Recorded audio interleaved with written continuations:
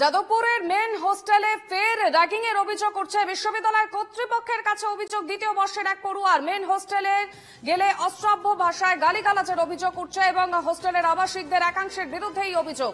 ওই পড়ুয়া মেন হোস্টেলের আবাসিক নন, কোনো সই না করে হোস্টেলের ভিতরে প্রবেশ করেছিলেন। পাল্টা অভিযোগ মেন হোস্টেলের আবাসিকদের। বিষয়টি খতিয়ে দেখে তদন্ত শুরু করেছে যাদবপুর বিশ্ববিদ্যালয় কর্তৃপক্ষ।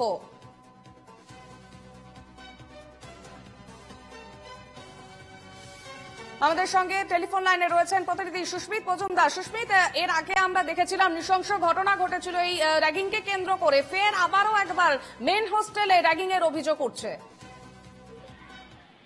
একেবারেই দেখো, যেটা জানা যাচ্ছে, বলা যেতে পারে যাদবপুর বিশ্ববিদ্যালয়ের আবার র্যাগিং এর অভিযোগ উঠেছে এবং এরপর বিশ্ববিদ্যালয় কর্তৃপক্ষের কাছে অভিযোগ জানিয়েছেন যাদবপুর বিশ্ববিদ্যালয়ের দ্বিতীয় বর্ষের এক পড়ুয়া।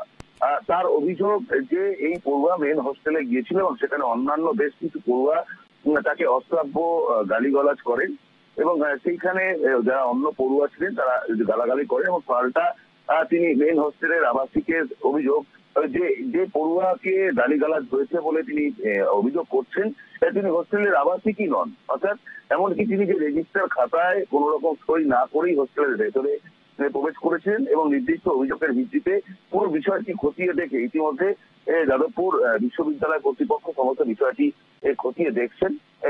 বলা যেতে পারে যে অভিযোগ এবং পাল্টা অভিযোগ উভয় পক্ষের ক্ষেত্রে কিন্তু এমনটা হয়েছে, সেটা কিন্তু এখনো পর্যন্ত স্পষ্ট পরিষ্কার নয়। তবে যাদবপুর কর্তৃপক্ষ, বিশ্ববিদ্যালয় কর্তৃপক্ষ বিষয়টি খতিয়ে দেখে ইতিমধ্যে তদন্ত শুরু করেছে এবং তারপর সম্পূর্ণ বিষয়টি কিন্তু পরিষ্কার হবে, উভয় পক্ষকে জিজ্ঞাসাবাদ করবে এমনটাই কিন্তু জানা গিয়েছে।